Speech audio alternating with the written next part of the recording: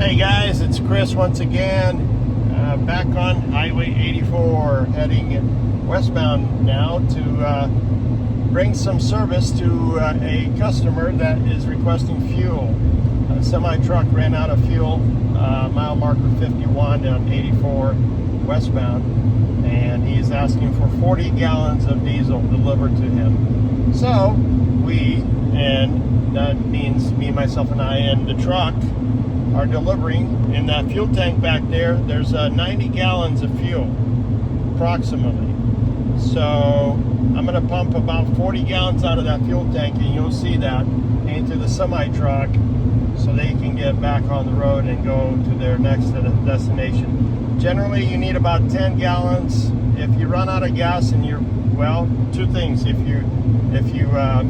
you drain the fuel filter or the fuel line, then you got a problem. So regardless if you put fuel in the tank, if it's been basically primed past the point of fuel in the lines, you got to prime it. Essentially, you can get all the fuel from your lines, at the injector lines and into the engine compartment, into the fuel filter, into the distributor, and all those things can evaporate essentially if you keep cranking the fuel or the starter to try to prime the fuel pump if you're running out of fuel. So if that happens, well, then you got to prime the fuel pump and the fuel filter and the components on the engine in order to get fuel back into the system. Sometimes just adding fuel inside the tanks, depending on how, if there's an air bubble formed, you can get away with it. But let's hope that this guy didn't actually drain all the fuel from his lines and that he just needs a little bit of fuel. Now with that in mind, we're en route to try to get him 40 gallons. So one more thing I want to add about this fuel delivery service fee. We charge simply the same cost, believe it or not, that we buy fuel at. So if we pay $6 a gallon or $5.50 per gallon, depending if we use our PUC account or whatever rate we get, we provide the customer with a receipt of the actual fuel cost that we pay at the pump, and that's what they pay. So we don't charge, we don't upcharge, we don't do any. We are very transparent. So whatever fuel price we pay for fuel, we pass that on to the customer. So that's a positive generally for all customers. If you're watching this video and you need a fuel delivery service, we can come out to you and service your vehicle at the same cost as you pay for fuel yourself. The only other thing is we do charge is a fuel purchase service charge, which essentially is the cost of using the pump and paying for the fuel at the pump and pumping the fuel into the vehicle, in this case into our vehicle. So there's a process, and that takes time. So we charge about $25 to do that. So that's a fuel service charge or fuel pumping service charge or fuel purchase service charge at $25. Otherwise, the fuel itself, it is the same price that you pay at the pump. In some cases, it's even better. Secondly, or thirdly, whatever, the next item that we charge is a delivery service charge and a pumping service charge, essentially a roadside emergency service charge. If you run out of fuel, well, we come out with the flashes, with the lights, with the blings, with all those things that are needed to direct traffic and to guide traffic, so that way we can help you out. So we're equipped with a vehicle that is marked and all that good stuff. And on top of that, we have a fuel pump on board, a truck that has a fuel pump that actually purges the fuel from our tank to your vehicle. So that fee is $150 generally. So we charge an upfront fee, $150 to get fuel, even if it's 200 gallons. $150 it costs for us to get to you and use our pump and to do what's called as a roadside service fee. So essentially, to use the pump and to pump the fuel into your vehicle costs you $150. to pump the fuel into our vehicle, it's about 25 bucks. Okay, so far so good.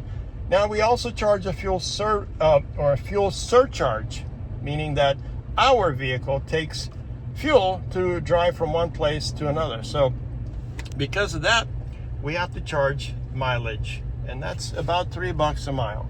So round trip.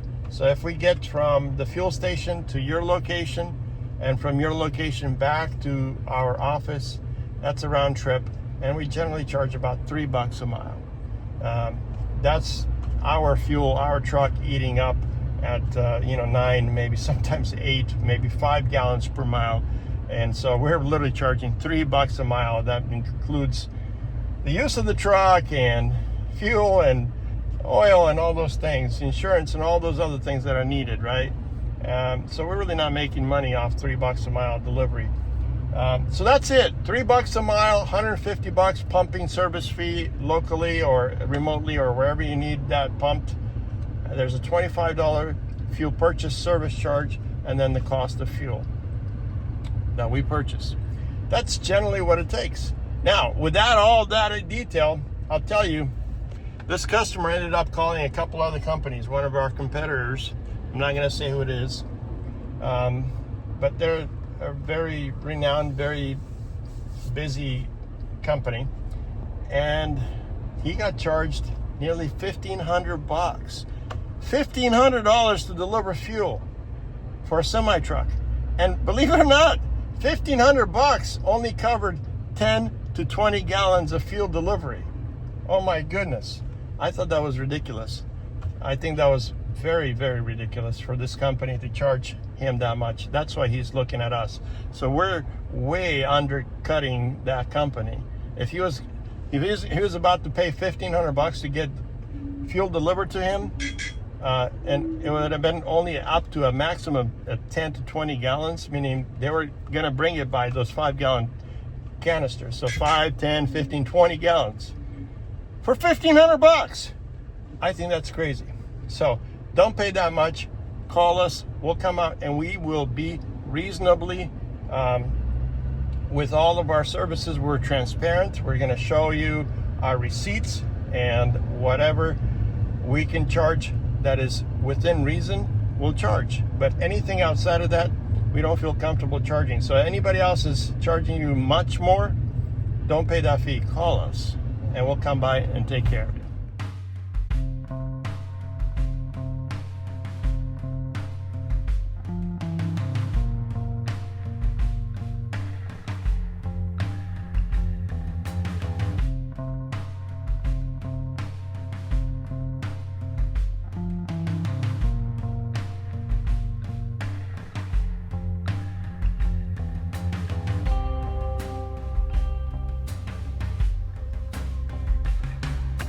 So we showed up here, and this is the customer broken down on the road here.